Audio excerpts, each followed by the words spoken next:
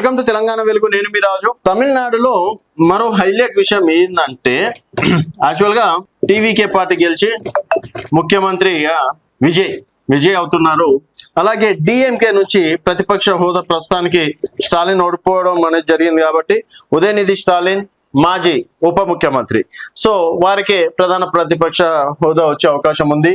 So ఇక్కడ Udhayanidhi Stalin, so ఇక్కడ Vijay cinema హీరోనే, ఉదయనిధి కూడా సినిమా హీరోనే. సో ఇద్దరు సినిమా హీరోలు రేపు అసెంబ్లీలో అధికార పక్షం ప్రతిపక్షంలో ఉండి ఫైట్ చేయాల్సి ఉంటుంది. సో మొత్తానికి ఇక్కడ చూసుకున్నట్టయితే అసెంబ్లీలో హీరోల ఫైట్, ప్రతి సీన్ క్లైమాక్స్. తమిళ రాజకీయాల్లో సరికొత్త ట్రెండ్. అన్నెదురై నుంచి జయలలిత వరకు సినిమా రంగులు అలుముకున్న తమిళ రాజకీయాల్లో ఇప్పుడు కొత్త తరం పగ్గాలు చేపట్టింది. మొన్నటి వరకు థియేటర్లో రికార్డులు వేటాడిన విజయ్, ఉదయనిధి స్టాలిన్లు ఇప్పుడు శాసనసభ సాక్షిగా తమిళనాడు భవిష్యత్తు కోసం పోటీ పడుతున్నారు. ఒకరి తాత తండ్రి అందించిన బలమైన రాజకీయ పునాది ఉంటే మరొకరికి జనం నిరాజనం పడుతున్న అశేష అభిమాన గుణమే ఆయుధం. ఇక్కడ ఉదయనిధి స్టాలిన్ కి డిఎంకే పార్టీ అండదండలు కావచ్చు, కరుణానిధి వారసత్వం, స్టాలిన్ వారసత్వం. ఇక్కడ విజయ్కి ఏమైనా ఉన్నాయంటే కేవలం ఫ్యాన్స్, జనాలు నీరాజనం పలికినటువంటి అదొక్క గొప్ప కీర్తి అని చెప్పేసి కూడా చెప్పుకోవచ్చు. సో ఇప్పుడు ఒకరికి తాత తండ్రి అందించిన బలమైన రాజకీయ పునాది ఉంటే మరొకరికి జనం నీరాజనం పడుతున్న అశేష అభిమాన గుణమే ఆయుధం అని చెప్పేసి అంటున్నారు. సో మొత్తానికి తమిళనాడు రాజకీయ యువనికపై ఎప్పుడు సినిమా రంగులు అలుముకునే ఉన్నాయి. అన్నదురే కావచ్చు, కరుణానిధి వరకు కూడా సినిమా సంబంధించిన వాళ్ళే అసెంబ్లీలో ఫైట్ చేయడం అనేది కూడా జరిగింది. సో సాధారణంగా తమిళనాడులో రాజకీయాలు చేయాలంటే పంతాలు, పట్టింపులు, వ్యక్తిగత విమర్శలు ఒక రేంజ్ లో ఉంటాయి.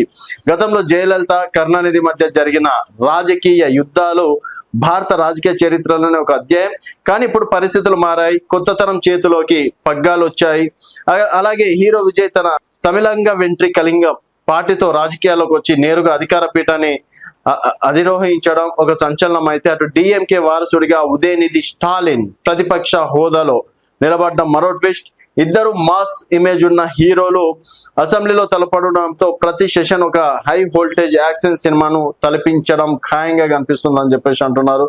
సో మొత్తానికి ఈ పోరు కేవలం అధికారం కోసమే కాదు, తమిళనాడు భవిష్యత్తుని ఎవరు శాసిస్తారనేది. ఎందుకంటే ఉదయనిధి స్టాలిన్ కి కూడా ఇప్పుడు భవిష్యత్తు ఉంది కాబట్టి, సో డెఫినెట్ గా ప్రతిపక్ష హోదా కరెక్ట్ నెరవేరిస్తే రేపన్నాడు మళ్ళీ డిఎంకే అధికారం వస్తే ఉదయనిధి స్టాలినే మళ్ళీ సీఎం ఉండే ఛాయిసెస్ ఉంటాయి.